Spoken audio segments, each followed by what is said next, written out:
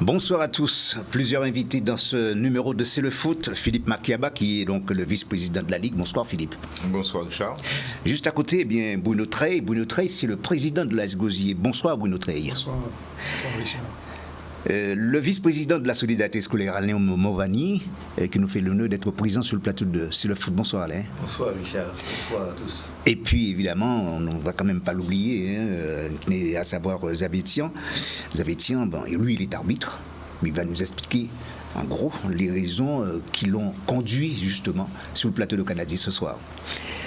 Ce soir, justement, il sera question de la Coupe de France, la finale départementale prévue ce samedi au stade des Abîmes. Les forces en présence, l'AS Gosier et la solidarité scolaire, sur le plateau, démontrent s'il en est besoin, j'ai envie de dire, toute leur motivation d'aller le plus loin possible dans cette compétition qu'est la Coupe de France. Mais la Coupe de France, ça se prépare. Évidemment, ça s'organise, d'où ma première question, j'ai envie de dire, Philippe Makiaba, dans cette période sanitaire quelque peu difficile, voire même compliquée, quels sont les moyens que vous avez mis un petit peu en évidence pour permettre que cette manifestation se déroule dans de bonnes conditions?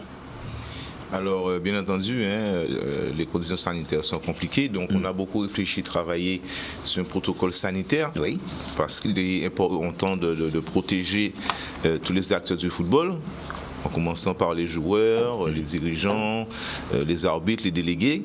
Et ça nécessitait pas mal d'heures de réunion, pas mal de réunions avec les responsables administratifs, la préfecture, l'ARS, la DGS, pour aboutir sur un protocole qui avait déjà été bien élaboré l'année dernière, auquel nous avons ajouté la partie référent Covid-19 et une nouvelle disposition. Et ensuite, il y a eu des formations pour les référents Covid-19 de chaque club. Oui. Pour nos délégués également, ce qui fait que nous sommes en mesure d'aborder cette compétition avec beaucoup de sérénité, et d'autant qu'on a mis en place l'organisation habituelle lors des grosses manifestations, sécurité, animation, délégués, pour que les choses se passent le mieux possible. Oui, alors justement vous avez parlé de la préfecture. Bon, je reste persuadé qu'il y a eu pas mal de réunions avec la préfecture, pardon. Alors, en clair, qu'est-ce qui a été défini? C'est le protocole que tous les clubs ont reçu, puisque vous savez que la situation était très particulière et que la préfecture était très très vigilante, très demandeuse, très rigide sur les conditions, sur ce qu'on va mettre en place. Et ça aboutit à ce que nous savons, passe sanitaire obligatoire, et plus ce que nous avons mis en place l'année dernière. Concernant l'accès aux vestiaires, concernant l'accueil de différentes personnalités, etc. Donc, ce sont ces mesures-là que nous devons respecter pour que les choses se passent le mieux possible. Oui. Je crois savoir, tout récemment, il y a eu une signature, je fais allusion effectivement à la Ligue, entre la Ligue guadeloupéenne de football et le Conseil régional pour les passes sanitaires. Vous pouvez nous en dire un petit peu plus? Alors, je n'ai pas personnellement suivi ce dossier-là, puisque c'est une affaire que le président de la Ligue, M. Dartron, a suivi. Oui. Mais vous savez, cette histoire d'autotest, ce sont des autotests. Mais chaque fois que je lis un document, la règle change. Dans ce premier temps, les autotests n'étaient pas autorisés, ils ont été autorisés. Actuellement, j'ai lu un article ce soir disant qu'ils allaient être de nouveau autorisés. Mais c'est vrai que ce serait un support qui nous faciliterait la tâche pour les clubs également, les autotests. Mais bon, c'est à prendre avec des pincettes. Ils ont été remis à l'Aiguille de football qui devra les remettre au club. Mais après, il faudra que les clubs s'enquérissent de bien s'informer et mettre ça en application correctement. Oui, alors... Parce que les autotests, il faut quand même qu'ils soient validés par un personnel médical. Il ne suffit pas de les avoir. Il faut qu'ils soient validés par un membre de la communauté médicale pour qu'ils soient valables. D'accord. Est-ce qu'il y aura un service dédié à cette occasion, donc juste pour voir si les choses se passent dans de bonnes conditions, sûr, je veux dire. Tout à l'heure, chaque club normalement a son référent Covid-19. D'accord. Alors c'est une opération qui s'assimile un petit peu au contrôle des licences. Ils vont respecter le compte à rebours qui leur sera fourni, et avant le match, les référents coordinateurs de chaque club, ils vont se rencontrer sous la direction du délégué de la Ligue et on va avoir les documents, donc vérifier que tout est en ordre, que tout le monde est négatif et que les acteurs peuvent accéder à l'enceinte grillagée sans problème. On parle des acteurs, mais aussi il y a la tribune. Alors la tribune c'est pareil, hein. La tribune, alors, vous savez qu'il y a une jauge. Il y aura un référent aussi pour la tribune? Ah oui, puisque pour accéder à la tribune, il faut passer par... Non, je pose des questions parce qu'il y a plein de gens qui s'interrogent, qui voudraient savoir. Non, ça fait normal. Ça fait normal. Il y a une jauge au niveau de la tribune, donc on a respecté. Et bien entendu, pour accéder à la tribune, il faudra monter son pass sanitaire. Donc là aussi, les personnes qui sont en charge du contrôle des billets le font également pour le pass sanitaire, prise de température et puis distribution de gel. Donc tout le processus est en place. Et ce contrôle, selon vous, il est très fiable, c'est-à-dire Ben écoutez, nous, en termes de fiabilité, on n'a pas les moyens de fiabilité. Il y a toujours des resquilleurs. Il y a toujours des resquilleurs partout. En tout cas, tous ceux qui vont passer par les points de contrôle qui vont faire la Ligue seront contrôlés correctement. Oui. Après, s'il y a des resquilleurs, bon, on ne maîtrise pas tout, les barbelés, démonter, on ne maîtrise pas tout, quoi. Mais après, on mettra en place un service de sécurité pour demander à ces personnes-là de rester éloignées, de respecter la distanciation sociale. Alors, l'occasion de rappeler à nos amis téléspectateurs qui regardent cette émission ce qu'on entend par pass sanitaire, hein, parce qu'il y a tellement de gens qui font Alors, le pass sanitaire, en fait, est composé si le joueur ou le dirigeant est vacciné, le vaccin, voilà. le test PCR. Le test PCR. Également, si la personne a été contaminée et présente une attestation de guérison et potentiellement l'autotest. Voilà, donc ce sont les conditions requises pour pouvoir jouer et accéder à la tribune. Je reviens d'ici quelques instants avec vous, Philippe Makeba, puisque j'ai pas mal d'autres questions à vous poser concernant d'ailleurs cette organisation de la Coupe de France. Pardon, je vais parler de la finale départementale. Mais Bruno Treille, vous êtes le président de l'AS Gosier et vous, en tant que président justement de ce club gosérien, puisque je me rappelle l'année dernière, eh bien vous êtes arrivé simplement en demi-finale. En demi-finale, et si mes souvenirs sont exacts, c'était contre le CSM. Le CSM, exact. Et malheureusement, vous avez perdu. Et puis le CSM qui justement a disputé la finale avec le Phare de Petit Canal et qui avait perdu la finale. Ouais. Alors, Bruno Treille, qu'est-ce que ça évoque chez vous en tant que président? Parce que si mes souvenirs sont exacts, je crois que c'est depuis 2008 vous êtes président de l'AS Gosier. Oui, c'est 2000, pardonnez-moi, 2018. 2018. Oui, 2018. alors, en tant que président. En ma qualité de président, on veille strictement à ce que les consignes qui nous sont données, demandées, soient respectées pratiquement à la lettre. Et nous avons un confident, un responsable de la... Un référent. Un référent de la... Un référent Covid. Nous avons un référent Covid qui suit et qui est en contact aussi avec des infirmiers, des infirmières ou peut-être des médecins qui nous conseillent là-dessus. En principe, nous, avant que les joueurs ne montent sur le terrain, voilà. Avant que les joueurs ne montent sur le terrain, nous vérifions vraiment que tous respectent les consignes qui sont données.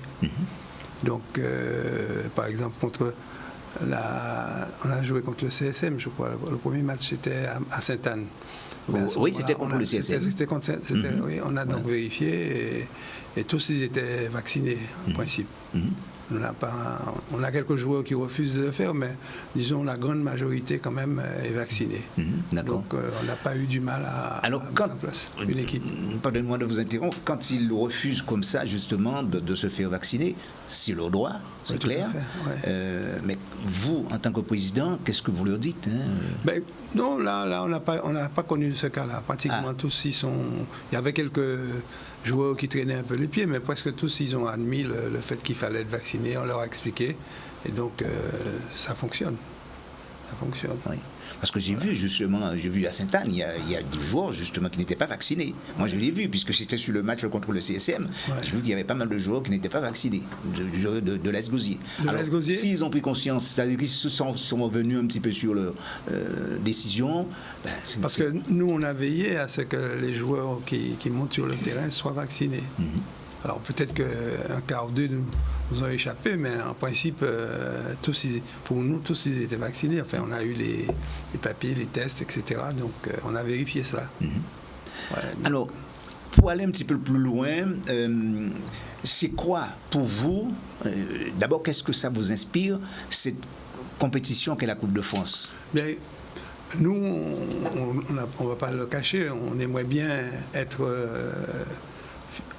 finaliste, quoi, être dans le coup, puisque nous avons déjà eu 2 années de championnat. Il nous faudrait au moins une victoire en Coupe de France pour continuer notre trajet, notre périple. Voilà. Et vous pensez que vous avez un effectif qui soit capable de répondre à cette invitation face à la solidarité scolaire? Bon, je ne connais pas l'équipe de la solidarité scolaire. On m'a dit que la solidarité scolaire a une très bonne équipe.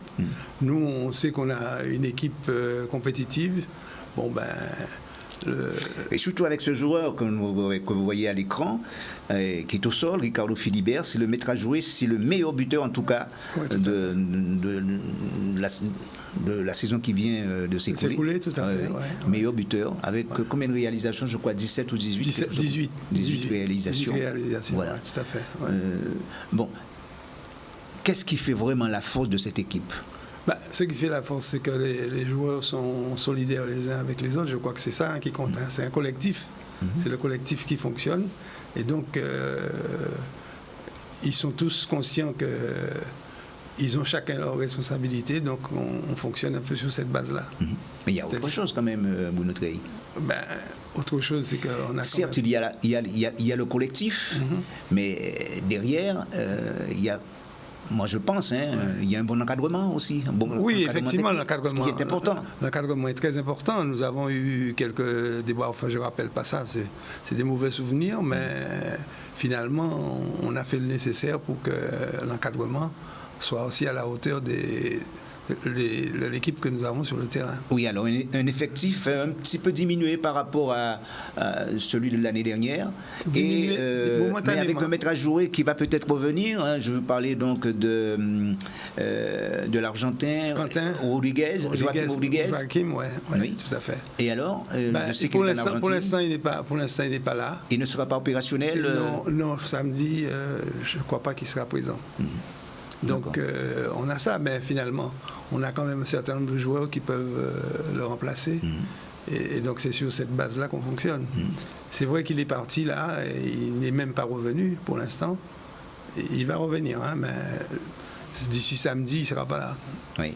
Donc, mais nous avons quand même des joueurs qui peuvent suppléer à son absence. Oui, qui peuvent suppléer à son absence. Ouais. Et je reviens, là aussi je vais revenir d'ici quelques instants avec vous, Bruno Treille, mais l'autre finaliste justement de cette coupe départementale, c'est la solidarité scolaire. La solidarité scolaire, c'est toute une histoire, Alain Movani. C'est votre club de cœur, je crois savoir. Oui. Alors cette équipe de la solidarité scolaire qui va disputer donc cette finale avec 2 fers de lance, justement, 2 pièces maîtresses, passez-moi l'expression.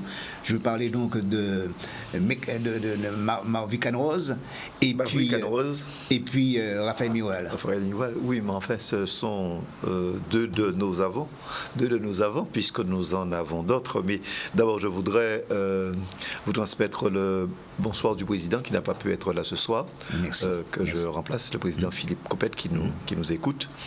Et la solidarité scolaire, effectivement, est en lutte pour ce 7e tour de la Coupe de France. Face à qui? Face au dernier vainqueur des 2 derniers championnats. Ouais. Donc on sait qui est le favori logique. C'est la Escosier le favori logique, puisque c'est la Escosier qui a gagné les 2 derniers championnats. Donc nous, on défend nos chances comme tout outsider. Un match dure 90 minutes, d'autant plus qu'il n'y a pas, les règlements le disent, qu'il n'y a pas de prolongation, il y a des coups de pied au mur. On espère ne pas y arriver là, mais on dispute une finale pour la gagner. Une finale, ça se joue pour la gagner. Oui, simplement. Voilà. Donc, la solidarité scolaire est présente là-dessus. Miroual et Maverick Camoz font partie d'un ensemble, d'accord, qui commence à s'entendre et qui commence à bien jouer ensemble. Ma foi, tout n'est pas parfait, mais je pense que nous sommes en progrès. Sur les 2 derniers matchs que j'ai vus personnellement, ça va de mieux en mieux, mais la machine gozérienne, elle est quand même la grosse machine. C'est quand même la grosse machine. Alors, donc, qu'est-ce qui fait vraiment la force de cette équipe-là maintenant, cette équipe? Parce que c'est vrai, la saison dernière, on a vu une équipe de la solidarité scolaire qui était à la recherche véritablement de son identité. Et aujourd'hui, au regard d'ailleurs des 2 matchs que nous avons pu suivre, Steve et moi, de cette équipe de la solidarité scolaire, eh bien, il y a un changement qui s'est opéré dans ce club. C'est-à-dire que, dans le bon sens du terme. Depuis 2 ans, nous avons mis en place une nouvelle politique. C'est quoi cette politique? Cette politique vise à ne pas quitter l'ADN du club, qui est la formation, et à côté de ça, de mettre en place une formation de Ligue régionale 1. Une formation de Ligue régionale. Oui, une formation de Ligue régionale, une équipe de Ligue régionale 1. D'accord. Qui puisse permettre d'avoir des ambitions qui sont celles qu'un club comme la Solidarité scolaire doit nourrir. Voilà. Nous faisons les 2, mais nous n'oublions pas que nous sommes un club axé, voué à la formation. Et ces 2-là... C'est une priorité pour vous? La formation, c'est notre ADN. Nous n'oublierons jamais la formation. Je signale simplement que la Solidarité scolaire a 7 joueurs qui sont dans des rangs professionnels en métropole actuellement.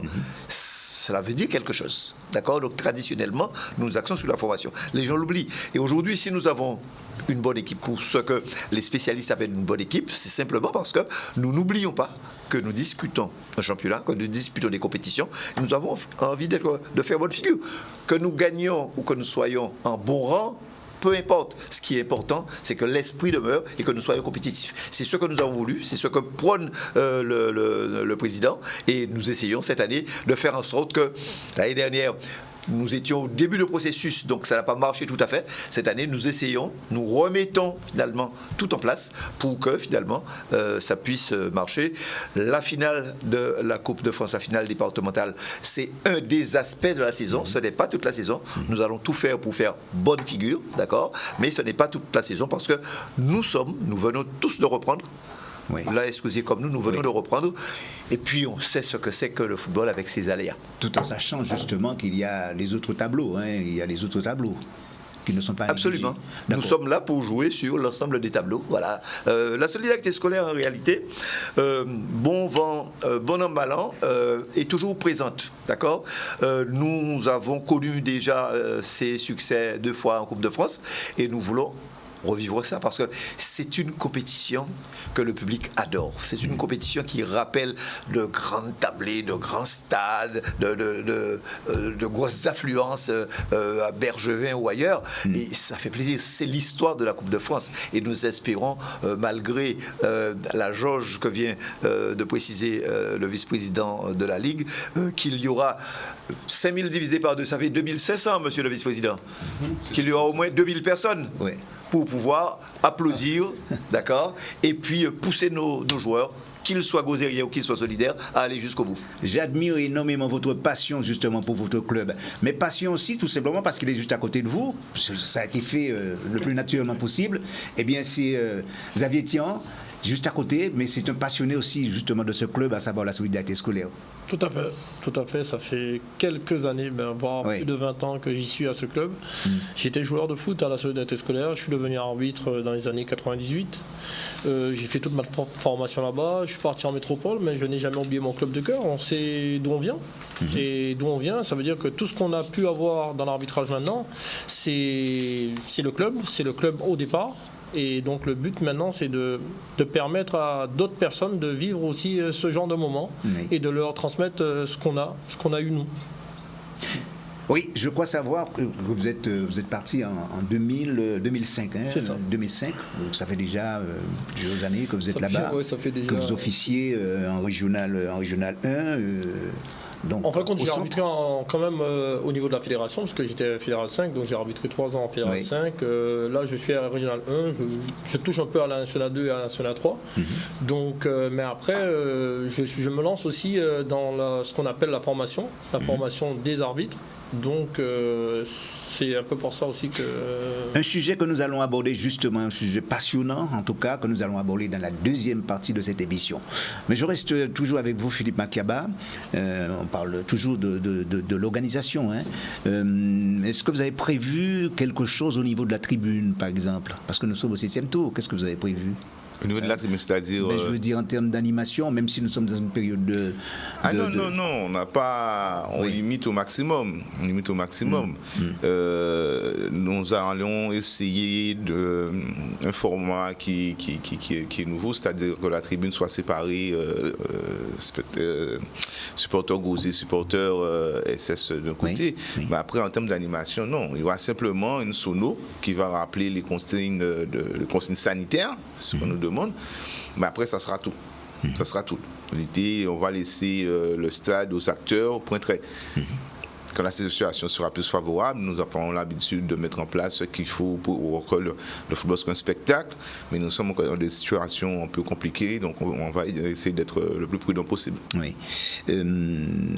Organiser, en rappelant d'ailleurs votre rôle au niveau de la Ligue, puisque vous organisez les grandes manifestations, on est bien d'accord? Oui, tout à fait. J'ai une équipe autour de moi, déjà rodée, tous les matchs CONCACAF, toutes les finales. On est bien rodé, ça se passe relativement bien et on a bien appréhendé cette situation sanitaire aussi. Donc, même d'ici demain, je débriefing avec tout le monde. Donc, je n'ai pas trop d'inquiétude. Les choses se passent relativement bien jusqu'à maintenant. Alors, on pourrait peut-être parler de cette Coupe de France. Sous un autre aspect, c'est vrai qu'il y a eu tellement de contestations à un moment donné en disant mais comment se fait-il que ça sera les 8 meilleures équipes que l'on ait choisies. Bon, qu'est-ce que ça a évoqué, qu'est-ce que ça a dû présenter comme complication peut-être pour vous? Non, rien n'est compliqué. Vous savez, ne rien faire. On est critiqué de faire, mais je pense que... Ce n'est qu'une question. Hein. Il faut de la sérénité dans tout. D'accord? Nous sommes dans un petit pays, nous sommes dans une situation particulière. Il faut savoir que cette compétition-là, elle est régie par la 3F.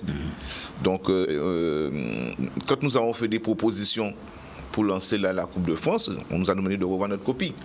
On l'a revue. Et ça a donné ce résultat-là. Mais au départ, nous voulions bien associer tous les clubs de la Guadeloupe. Mais nous étions déjà en retard sur le calendrier. Et le COMET nous a bien fait comprendre qu'il n'était pas question de changer une date, ne serait-ce que de quelques heures. Puisque vous savez, au niveau de la métropole, les choses sont déjà bien calées, bien fixées, et il faut nous adapter. Donc là-dessus, on a été très serein, on a beaucoup discuté, on a beaucoup échangé, que ce soit avec la Martinique, la Guyane, parce qu'on nous demandait de le faire pour harmoniser tous les calendriers. C'est ce que nous avons fait. Après, c'est l'intérêt du football, il fallait faire du mal au football, il fallait faire un format, on a choisi un format, on l'assume. Et situation quasi similaire, disons, dans les 3 départements? Identique plutôt? Pas tout à fait identique. La Martinique a eu plus, la Guyane a eu plus de tout, mais il y a eu beaucoup de clubs qui ont déclaré forfait. Donc, mais l'idée de ce que j'ai compris, c'est que le 7e tour soit respecté, le 8e tour soit respecté. Donc là, nous sommes dans les clous. Et puis, il faut qu'on soit serein, quoi. Il faut que le football avance. Il faut que, quand on voit toute cette dégradation sociale qu'il y a, c'est le moment où jamais le football doit jouer son rôle.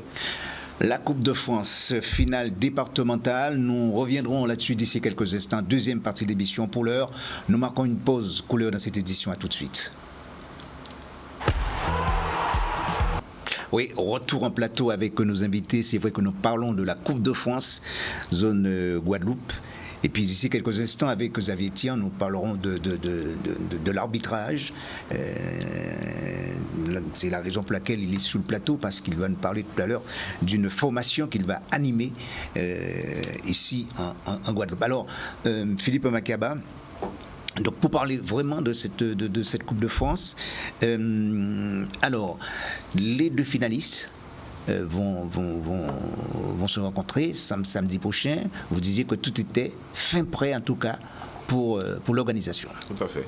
pour l'instant, on va dire de manière théorique par rapport au canevas que nous avons, parce que nous avons une méthode de travail, tout est coché vert. Donc là, on attend simplement le jour J pour pouvoir mettre en place la partie vraiment opérationnelle. Là, nous sommes fin prêts. Comme je vous dis, nous sommes sereins, on a l'habitude de ce genre de compétition. Là, sur le Covid, ça nous demande un peu plus d'attention, plus de vigilance sur certains points. Nous allons le faire et après, ça sera place aux acteurs. Alors, il y a Alain, justement, qui voulait justement intervenir il y a de cela quelques instants, qui voulait porter une petite précision, Alain, si je crois bien. Sur la Coupe de France. Sur la Coupe de France. Je crois qu'il y a eu beaucoup de commentaires sur le choix de la Ligue concernant le format de cette année. Bon, d'abord, la Ligue n'avait pas beaucoup le choix, parce que plus le temps passait, plus il y avait risque d'élimination des équipes guadeloupéennes. Le principe de la Coupe de France est très clair, il y a une date butoir qui varie très peu, cette date butoir. D'accord ? La date butoir, c'est la finale à Paris. Mais il y a aussi une date butoir dans chaque territoire ultramarin. Et pour nous, la date butoir, c'était le 28 novembre. À partir du moment où on ne pouvait pas mettre en place des tours qui se terminaient pour le 28 novembre, il fallait trouver un système plus ramassé, d'accord, qui est celui qu'a choisi la Ligue. Je ne ferai pas de commentaires là-dessus, mais quand on voit bien, il n'y avait pas beaucoup de choix, parce que qu'est-ce que la Ligue a fait ? Elle a pris des critères sportifs. On peut toujours le regretter, on peut toujours dire peut-être qu'il y aurait eu d'autres critères, mais ce sont les critères qui viennent du championnat et des efforts de tous de l'année dernière. Donc en gros, est-ce qu'il y a injustice ? Il ne m'appartient pas de me prononcer là-dessus, mais a priori, c'est un choix sportif. Voilà. Alors quel autre choix ? Un tirage au sort, etc., sur les combien ? Sur les 80 clubs, etc. 85 clubs, un tirage au sort. Finalement, moi je trouve que le sport est resté maître de cette affaire-là. Voilà. Maintenant, faut espérer que le club qui sera qualifié portera haut les couleurs de la Guadeloupe et on se dira, bon, mais voilà, on avait raison de faire comme ça. Oui, quelquefois, mais j'ai envie de dire, on peut comprendre aussi peut-être certains intervenants, certaines personnes qui se manifestent, parce qu'au bout, il y a quand même une bonne dotation. Hein, oui, depuis 2 ans, il y a une bonne dotation. Je crois que, de mémoire, je le dis que les clubs qui sont à ce tour-là sont à 7 500 €. Alors, bon, voilà, une des raisons pour lesquelles, en fait, la réforme a été faite, elle a été menée il y a 2-3 ans, c'est que nous n'avions plus de clubs qui arrivaient au 8e tour. La Martinique en avait, la Réunion en avait, nous n'en avions pas. Nous étions tous éliminés au 7e tour. Donc, avec ce système-là, bien sûr, il n'y a plus qu'une équipe, mais on est sûr qu'il y a une équipe qui accède au 8e tour, ce qui ne se faisait jamais depuis au moins 10 ans. Voilà. Donc il y a au moins cette avancée majeure, mais on ne peut pas gagner sur tous les tableaux. Donc il faut comprendre le choix de la Ligue, ce choix qui tire les clubs vers le haut. Alors, sachant qu'il y a une belle cagnotte au 8e tour, chacun doit travailler pour avoir la chance de récupérer cette cagnotte-là. Et cette cagnotte-là, Philippe Makiaba, vous pouvez nous donner le montant au 8e tour ? Oui, comme M. Moulin l'a dit, au 8e tour, ça tourne, nous avons des 15 000 €, donc c'est une somme non négligeable dans ce contexte socio-économique un peu morose. Mais je rebondis sur ce que disait M. Morvani, il faut que les clubs aussi se mettent au travail pour pouvoir effectivement faire honneur à notre football guadeloupéen avant tout.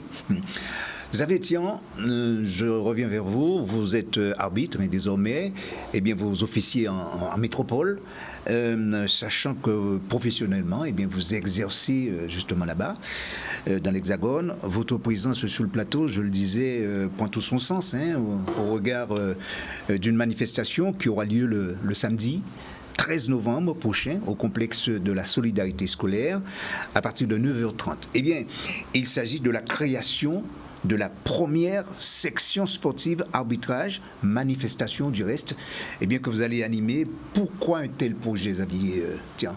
Il faut savoir que je représente la solidarité scolaire avec M. Alain Morvani. Ça fait un petit bout de temps qu'on est là. Oui. Et je ne dirais pas une création, puisque je pense que l'année dernière, c'était déjà la création de notre section. Oui. Sauf que là, on est là pour présenter notre section, présenter ce qu'on a déjà fait depuis la création de cette section le 14 novembre 2020. D'accord. Donc, c'est une continuité pour moi. Je suis là pour une semaine, je repars lundi. Mais de là où je suis, j'ai l'œil et je travaille énormément avec ceux qui assurent la formation en Guadeloupe. Monsieur Jean-Claude Ambroise assure la formation théorique. Et vous, théorique. Comment? et la pratique, c'est qui? Et la pratique avec M. Laurent Girard, le plus intimement Ronny Laurent, mais on a aussi notre directeur sportif qui nous aide à travailler sur le plan athlétique, de façon à ce que nos gars soient prêts sur le terrain. Et après, il y a pas mal de fichiers ou de documents que moi j'envoie de la métropole, puisque ça nous permet d'avoir beaucoup de choses avant de pouvoir répondre aux sollicitations de la CRA, la Commission régionale d'arbitrage, et de son CTRA, le conseiller technique régional, M. Brossard. Quel est le but recherché, franchement? Le but recherché pour nous, c'est de préparer des jeunes talents, de détecter des jeunes talents à la solidarité scolaire et ailleurs, puisqu'on n'est pas fermé pour l'instant. Le but, c'est de préparer ces gens-là à la formation initiale des arbitres. Ça veut dire que la formation initiale des arbitres, c'est 3 jours. C'est 3 jours? C'est 3 jours, c'est sur 3 jours. Donc les gars qui vont être présentés sur... Pratique et théorie? La pratique, c'est après. D'accord. Mais on touche un peu à tout. On touche un peu à tout lors de cette formation qui se déroule un vendredi soir, après samedi toute la journée, dimanche toute la journée. On touche un peu à tout, mais le but pour nous, c'est de préparer les jeunes dans notre club à aller à cette formation-là. Au moment où ils vont arriver sur cette formation-là, ils auront déjà tout le panel de l'arbitre. Que ce soit les qualités d'arbitre sur le terrain, les déplacements, les placements, la gestuelle, mais aussi la connaissance des lois du jeu. Il y a une question qui est très importante à mon avis, c'est comment mobiliser ces jeunes.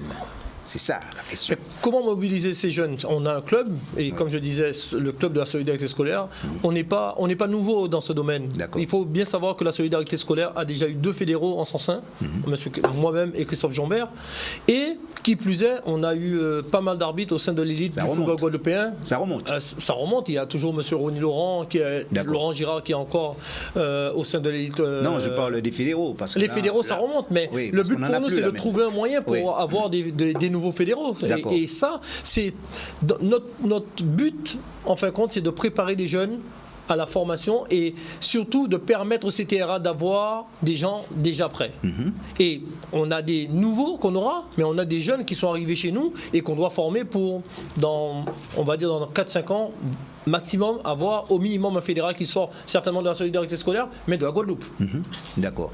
Alors, donc, demain, le 13 précisément, vous avez déjà un quota de jeunes qui seront là Mais demain, comme je dis, c'est pas la journée de détection, puisque la journée de détection on a fait en amont. C'était l'année dernière où on a eu 3-4 jeunes qu'on va présenter à la formation initiale sur la session du 19 au 21 novembre de cette année.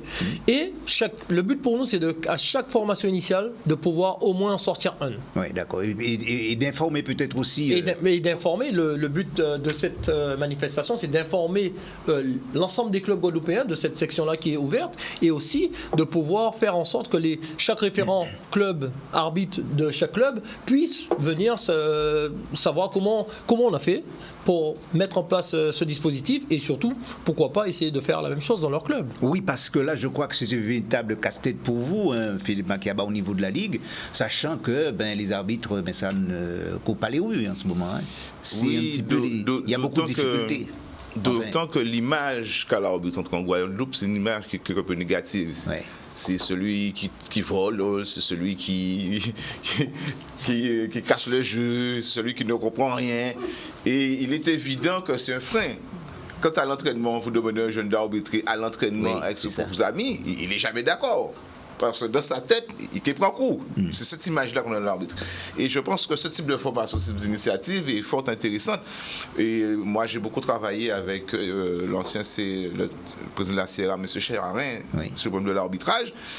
Et c'est vrai qu'on ne se rend pas compte que le football ne se réduit pas aux footballeurs. L'arbitre, c'est quelqu'un de très important. Peut-être qu'il pourra témoigner, il y a des arbitres qui gagnent bien leur vie. Il y a des délégués qui gagnent bien leur vie. Qui gagnent bien leur vie, des arbitres. Oui, je veux dire, quand on est arbitre, vous avez 45 euros. Juste, oui, avec je parle de la Guadeloupe. Oui, d'accord. Je veux dire quand même qu'un arbitre, c'est quelqu'un d'important. C'est pas quelqu'un qu'on prend dans la rue, qu'on se devient arbitrer. Il faut qu'il soit psychologue, il faut qu'il soit communicatif, etc., etc. Donc c'est important que l'initiative qui est prise. Et effectivement, il faudrait que les clubs puissent copier cela de manière à... Quand on se trouve des jeunes, parce que tous les jeunes ne peuvent pas être footballeurs. C'est ça. tous les jeunes, mais il y en a qui peuvent être de très bons arbitres, de très bons délégués, et c'est une excellente initiative. Mais c'est vrai qu'actuellement, là, on a encore qui est un peu, il faut le reconnaître, qui est vieillissant au niveau des arbitres. Et on a un nouveau CTRA qui est arrivé et qui fait du bon travail jusqu'à maintenant. Donc je pense que d'ici quelques années. Et c'est aussi important pour nous parce que nous sommes dans la CONCACAF. On n'a aucun arbitre au niveau de la CONCACAF. La Martinique en a, la Guyane en a. Et c'est pas normal. Donc il faut que nous ayons des arbitres de très bon niveau pour qu'on soit présent aussi au niveau de cette compétition-là. Comme Xavier Thian, je vais vous donner la parole tout à l'heure, Alain Morvani, comme Xavier Thian, chaque fois qu'il vient en Guadeloupe, eh bien, il va sur nos stades et puis il met un petit peu en exergue sa compétence, appréciée du reste par ses pairs. Le but c'est ça, hein. Le but c'est de donner envie aux autres. Quand on est arbitre, du moins ma façon de faire, et je pense que c'est la façon de faire de tous ceux qui aiment ce corps-là, c'est de donner envie aux autres de faire la même chose que nous. Moi, je vais arbitrer avec un jeune, le but pour moi, c'est que ce type-là, il ressorte plein la tête. Ils ressortent plein la tête, qu'ils se disent, mais moi, je veux faire comme toi. C'est ça le but. Et tout ce qu'on doit vendre à ces jeunes-là, qu'on prépare, c'est ça. C'est déjà au club, avec la facilité d'arbitrer des matchs de jeunes, d'arbitrer. Là, on commence tout de suite. On n'attend pas le fait d'avoir passé l'examen. On a déjà commencé ce genre de travail. Donc, le but pour nous, c'est que ces gars-là soient prêts et ces gars-là auront le suivi des tuteurs, des anciens du club qui ont déjà cette expérience-là. Ils seront suivis et le but pour nous, c'est d'aller le plus loin possible avec le maximum de jeunes. Parce que, comme disait Philippe, on ne peut pas avoir que des joueurs dans un club. Hein. Et alors, ils ne risquent pas tous de devenir professionnels. Alors, est-ce que de par ce projet, justement, est-ce que ça vous est arrivé de discuter avec le nouveau CTR? Oh oui. D'accord. Mais comme je dis, on n'est pas en concurrence avec la Ligue guadeloupéenne de football et avec son CTRA. Bien au contraire. Ouais. Le but pour nous, c'est de leur apporter notre soutien et de les aider dans cette tâche. Il faut savoir que le CTRA qui vient d'arriver, c'est un type qui a beaucoup de bonne volonté, mais il faut savoir que si nous, les clubs, et la CRA avec ses membres, mais on doit obligatoirement l'aider. Il ne pourra jamais s'en sortir seul. Alors, est-ce que Steve Zabo, puisque c'est de lui qu'il s'agit, en tant que CTR, Conseil technique régional... non, il est président de... Pardonnez-moi, président de la CRA, autant pour moi, président de la CRA. Est-ce qu'il échange avec vous? Exactement. Il faut savoir que tout ce qu'on met en place, j'ai quand même de bonnes relations. J'ai toujours eu de bonnes relations avec la commission régionale d'arbitrage de Guadeloupe. Chaque fois que je viens, j'arbitre. Oui. Et c'est parce que ça se passe bien. J'interviens sur des matchs. Je vais voir des jeunes. Je leur apporte mes connaissances. Je fais un débriefing sur chaque match que je vais voir. Donc ça, on n'aurait pas pu le faire si on n'avait pas de bonnes relations avec le président de CRA. Et qui plus est, Steve Zabo, je l'ai au téléphone au moins 3 fois, des fois par semaine. Le CTRA, je l'ai déjà eu 3-4 fois, même plus au téléphone et par mail. Donc on échange. Le but, c'est de trouver la bonne solution pour que nous, on puisse l'aider dans sa tâche. Alain Morvani, vous vouliez ajouter quelque chose? Vous vouliez dire quelque chose? Sur cette section d'arbitrage à la solidarité scolaire, il y a eu d'abord une réflexion et une initiative à partir des journées de l'arbitrage. Et cette réflexion sur les journées de l'arbitrage a débouché effectivement sur cette section-là. Et ça sera l'occasion pour Xavier et tous ceux qui l'entourent de présenter le bilan de tout ce qu'ils ont fait pendant une année aussi, parce qu'ils ont fait des choses pendant une année. Il y a 3-4 gamins, etc. C'est l'occasion donc de présenter le bilan, le travail fait, parce que voilà. Et puis quelques perspectives, parce que vous commencez une nouvelle année. Et donc, ça sera l'occasion, effectivement, de vivre tout cela à la solidarité scolaire. Et Xavier me l'a pris sur le bout des lèvres. C'est vrai qu'il n'y a pas de concurrence entre cette section arbitrale de la solidarité scolaire et la CRA, ou alors les actions menées par le CTRA. Au contraire, je crois qu'il faut qu'on unisse nos forces, parce qu'il ne peut pas y avoir de bon football sans bons arbitres. Il faut de bons arbitres. Philippe Makiaba a dit quelque chose, et nous sommes allés beaucoup à la CONCACAF, lui et moi. C'est le désert arbitral, en ce qui nous concerne. Il y a d'excellents arbitres dans toutes les parties de la CONCACAF. À Sainte-Lucie, à Trinidad, à Jamaïque, très bons arbitres. Alors que chez nous en Guadeloupe, bien des gamins qui, dès 18-20 ans, sont dans les arcanes de la formation arbitrale de la CONCACAF, qui parlent anglais, espagnol. Mais c'est vrai. D'ailleurs, c'est clair, lorsqu'il y a une compétition CONCACAF, il faut avoir une approche. Je ne dis pas parler anglais, il faut avoir une approche de la langue anglaise, autrement on n'est pas compétitif. Alain Movani, vous avez été secrétaire de la Ligue, c'est vrai, c'est un constat, peut-être que vous avez eu l'occasion de faire, il y a de cela quelques temps, mais selon vous, qu'est-ce qui justifie ce retard? Parce que nous sommes en retard, forcément, par rapport à tout ce que vous venez de dire, nous sommes vraiment en retard au niveau de l'arbitrage. Alors, comment peut-on expliquer ça? Alors, ça ne s'explique pas de coups de baguette magique. Je crois qu'on a eu du retard pris sur des années et des années. Je crois qu'on n'a pas mené les actions, on n'a peut-être pas renouvelé. Et puis, il y a quelque chose. Je constatais qu'on avait 60 gamins qui étaient en formation initiale. 60 gamins. Au bout de l'année, il y avait 80% de pertes. Donc ces 60 gamins qui avaient été formés, eh bien, il y en avait peu à la fin de l'année. Donc c'est un travail qu'il fallait recommencer. Alors je crois que Philippe avait mis en place quelque chose qui puisse permettre de fidéliser les arbitres. Oui. Et fidéliser les arbitres, c'est faire en sorte que le jeune qui vient d'être formé soit accompagné et n'ait pas envie de quitter l'arbitrage. Oui. La deuxième chose, c'est qu'aujourd'hui, on peut imaginer les choses. Lorsque gamin vient jouer au football, il vient jouer au football. Il ne vient pas faire arbitre. S'il fait arbitre, ça veut dire qu'il n'est pas bon au foot. Et ce qu'il faudrait faire, je crois que ça existe dans d'autres disciplines, il faudrait que le gamin, lorsqu'il commence le foot, ait une formation d'arbitrage en parallèle. Oui. Pour qu'il sache que finalement, quand mon copain va arbitrer, je dois le respecter, parce que lorsque moi je vais arbitrer la partie, il faut qu'il me respecte. Et je crois que les deux doivent aller de pair au départ. Et ça, normalement, Philippe Macab, ou plutôt Xavier ça se prépare normalement dans les clubs. Mais le but, c'est que ça doit obligatoirement commencer par les clubs. C'est pas le CTRA qui va venir et dire que c'est une éducation en fait. C'est une éducation dans le foot. On ne peut pas avoir de match sans arbitre. Ça, c'est un fait. Donc, si dans tous les clubs, on arrive à au moins permettre à un jeune de prendre le sifflet et qu'il n'ait pas peur, là, on aura gagné quelque chose. Mais là où on gagne à devenir un grand arbitre, c'est chez soi. Ça veut dire c'est dans son club. Le corps de l'arbitrage est vieillissant. D'ailleurs, Philippe Macabé vient de le dire. L'idée, c'est de faire en sorte à ce que ça soit rajeuni. Tout à fait. Le but pour moi, et pour la section, c'est de commencer à... On commence à 13 ans. À 13 ans, on est déjà prêt à suivre cette formation-là. Et le but pour nous, c'est d'avoir ce suivi-là. Comme disait Alain tout à l'heure, on en a 80 qui vont passer l'examen et on en a 20 à la suite. Mais si on en a dans notre club 8 qu'on en a envoyés et que ces 8-là, qu'on les suive jusqu'au bout, on les aura les 8 jusqu'à la fin. Parce qu'on aura des anciens et des tuteurs chez nous qui vont les suivre tout le temps. Le dimanche matin, le dimanche après-midi, on a 2 référents, 2 formateurs qui sont là aussi pour aller les voir. Et le but pour nous, c'est d'aller encore plus loin, c'est d'avoir la possibilité d'utiliser les moyens vidéo pour permettre de travailler sur cette section-là. C'est de faire des débriefings de match, expliquer quelle décision, quel comportement adopter, quel déplacement, ce qu'il faut faire dans l'arbitrage pour que ce type-là ait envie de continuer. On peut faire un long débat justement avec cette thématique, c'est vrai, mais on doit penser aussi à ceux qui sont dans la tribune, qui sont quelquefois des arbitres aussi. Alors, comment les éduquer ? Mais les éduquer, les supporters, je pense que ce sera très difficile de les éduquer. Mais il faudra déjà, nous, si on rend une copie relativement intéressante, les supporters, on peut dire qu'on fait avec eux. Oui.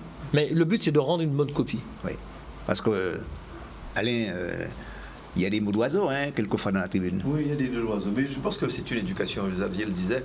Alors, j'ai...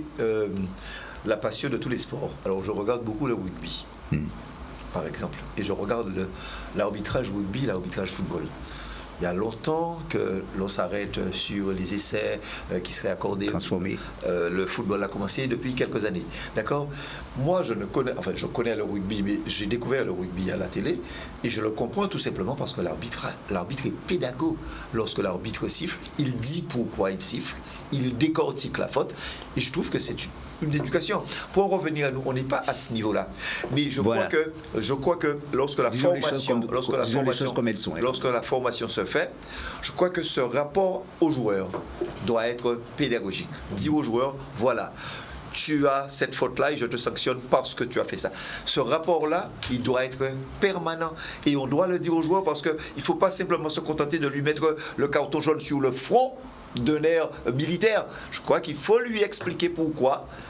Et si chacun engage le dialogue, on n'aura pas tout de suite de bons arbitres, mais on aura des arbitres qui se feront respecter parce qu'ils auront expliqué ce qu'ils font. Maintenant, le joueur peut accepter. Oui, mais dans le foot professionnel, Xavier, il me semble que cela se fait. Mais le but, de manière, quand on est arbitre, il y a une explication qui est faite l'équilibre entre le moment où on a l'excès, où on est vraiment parce qu'on ne peut plus passer par la pédagogie, mais il y a aussi le moment où on va discuter avec le capitaine qui nous permet d'assurer notre sérénité sur le terrain. Le but, c'est de trouver le joueur. La part du temps, on va trouver le joueur le plus technique sur le terrain, et c'est lui qui va nous aider dans notre tâche. On n'est pas en conflit avec les joueurs. Et c'est ça qu'on doit comprendre, quel que soit le type qui va commencer l'arbitrage maintenant. On n'est pas dans... Ok, les joueurs, ils ne vont pas nous aider la part du temps parce qu'ils vont simuler, ils vont faire plein de choses. Mais le but pour nous, c'est de trouver l'équilibre, pouvoir discuter avec le capitaine. Il va venir te demander, mais pourquoi... Mais on doit pouvoir lui expliquer sans avoir à se dire, mais vas-y, sors... Après, il y a des contextes où ce type-là aura déjà fait pas mal de fautes ou un truc qui te retire le dialogue avec lui. Mais il y aura d'autres partenaires de jeu. Et ça peut ne pas être le capitaine, ça peut être quelqu'un d'autre sur le terrain qui fera passer un message et qui nous permettra d'avoir un match relativement intéressant à arbitrer. Mais c'est trouver ce juste milieu entre la pédagogie et le moment où on va monter un petit peu. Alors, des contestations sans arrêt, Philippe Makiaba, j'imagine le nombre de réclamations ou de réserves que vous avez en ce moment concernant justement l'arbitrage. Par rapport à un certain nombre de faits. Oui, bien sûr, mais comme l'expliquait Xavier Yanné tout à l'heure, un arbitre se fait respecter lorsqu'il est performant, lorsqu'il est communicatif, lorsqu'il est pédagogue. Et quand cette communication ne passe pas parce qu'on n'est pas bien physiquement, parce que l'environnement n'est pas positif, n'est pas serein, évidemment, l'arbitre doit se faire respecter, il sort le carton. Et c'est dommage que nos joueurs soient un petit peu conditionnés par le carton, la peur du carton. Et c'est ce qu'il faut qu'on arrive à dépasser. Et ça, on va le dépasser, que quand dans le club déjà, il va nous promettre éducation par rapport à l'arbitrage. Moi, mes joueurs, je leur dis ne parlez pas à l'arbitre. Vous n'avez rien à dire à l'arbitre. Il fait son boulot, le rôle c'est de jouer, lui c'est d'organiser, d'appliquer les règles du jeu. Point très. Si vous contestez l'arbitre, prenez le sifflet. Et tout de suite c'est réglé. Chacun reste à sa place. Voilà. Donc il faut qu'on y aille. L'idée de l'ASS c'est très bien, le CT a fait du bon travail. Donc je pense que d'ici un an, 2 ans, on aura les résultats, le bon résultat. Et nous aurons l'occasion de revenir là-dessus et surtout de faire un vrai débat concernant l'arbitrage.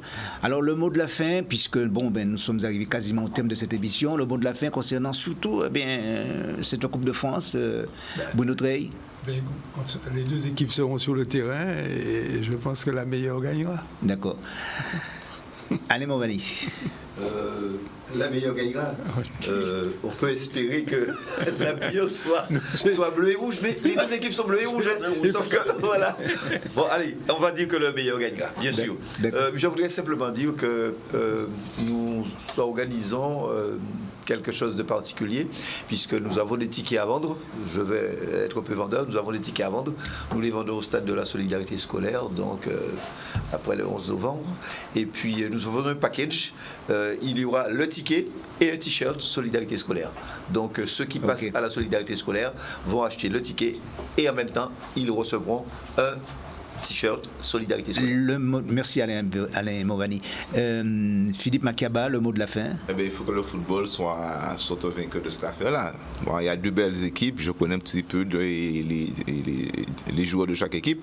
J'espère qu'il y aura du beau football, du beau spectacle, on en a tous besoin, et puis que lui qui va représenter la Guadeloupe puisse se représenter avec beaucoup de force, beaucoup de puissance. Xavier, tiens. Alors moi, le mot de la fin, c'est inviter l'ensemble des référents arbitres de chaque club de Guadeloupe à notre manifestation de samedi, en sachant que le pass sanitaire est de rigueur. Donc le but pour nous, c'est vraiment d'informer et de présenter notre section de la meilleure des manières. Merci messieurs d'avoir été présents. Je voulais juste préciser, le pass sanitaire, les supporters qui viennent au stade, munissez-vous de votre passe sanitaire pour qu'on n'ait pas de problème. Voilà. Merci en tout cas messieurs d'avoir été présents dans cette émission. Merci aussi chers amis téléspectateurs. Eh bien on va se retrouver très prochainement pour un nouveau C'est le foot. Bonne soirée et à bientôt sur votre télévision Canal 10. Au revoir. Vous avez été parfait.